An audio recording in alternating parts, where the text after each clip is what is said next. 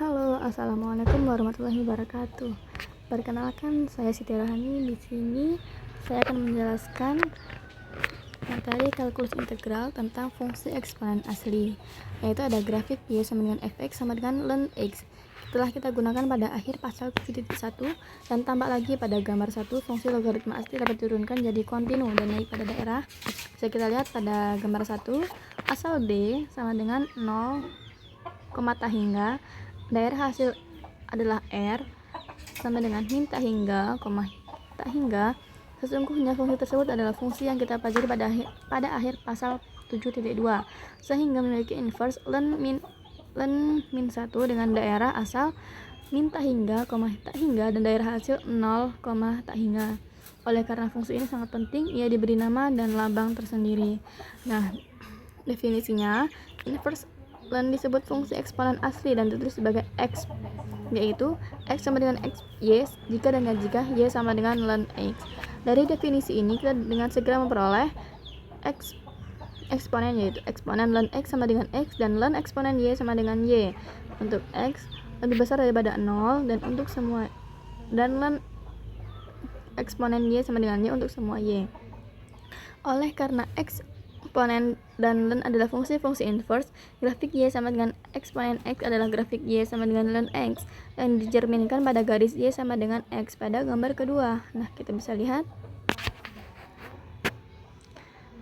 pada gambar 2. Nah, definisi bilangan e adalah bilangan real positif yang bersifat ln e sama dengan 1.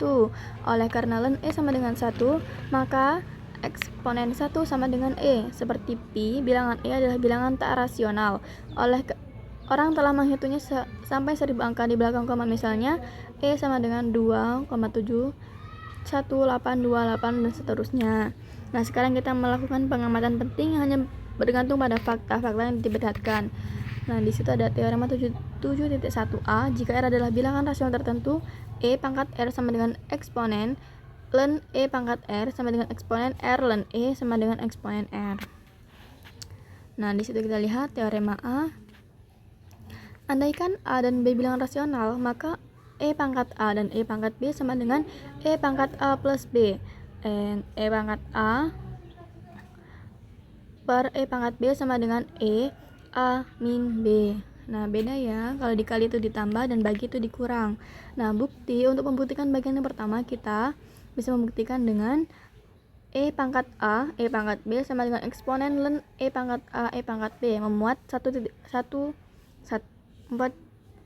i. Nah, yang sama dengan eksponen ln E pangkat A plus ln E pangkat B memuat teorema 7.1a. Nah, selanjutnya ada eksponen A plus B memuat i xn sama dengan E pangkat A plus B. Bagian kedua dapat dibuktikan dengan cara yang sama. Nah, di situ kita bisa lihat pada contoh 1. Tentukan D x E pangkat akar x. Penyelesaian, andaikan U sama dengan akar x, maka dx E pangkat akar x sama dengan E pangkat x dx akar x sama dengan E pangkat x dikali 1/2x pangkat min setengah sama dengan E pangkat akar x per 2 akar x. Nah, mungkin itu sama ya caranya. Nah, di sini kita ada contoh lain, yaitu pada contoh ke-6. Hitunglah integral 1 sampai 3x e min x e pangkat e 3x kuadrat dx. Penyelesaian, andaikan u sama dengan min 3x kuadrat, maka du sama dengan min 6x dx. Jadi integral x e pangkat min 3x kuadrat dx sama dengan min 1/6 integral e min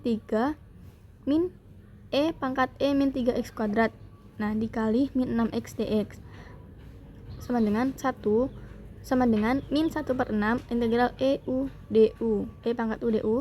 Nah, karena itu kita misalkan min 3x kuadrat itu u dan min 6x dx itu dengan du. Jadi kita bisa menuliskan min 1/6 integral e pangkat u du sama dengan min 1/6 e pangkat u plus c sama dengan min 1/6 e pangkat e min 3x kuadrat plus c.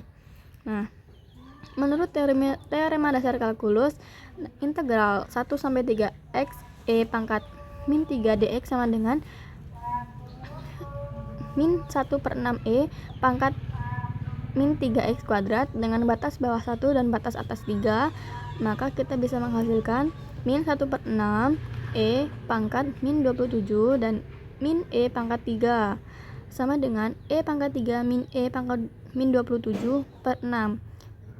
Nah, itu hasilnya kira-kira 0,0,082978. Nah, mungkin itu saja yang dapat saya sampaikan. Saya akhiri. Wassalamualaikum warahmatullahi wabarakatuh.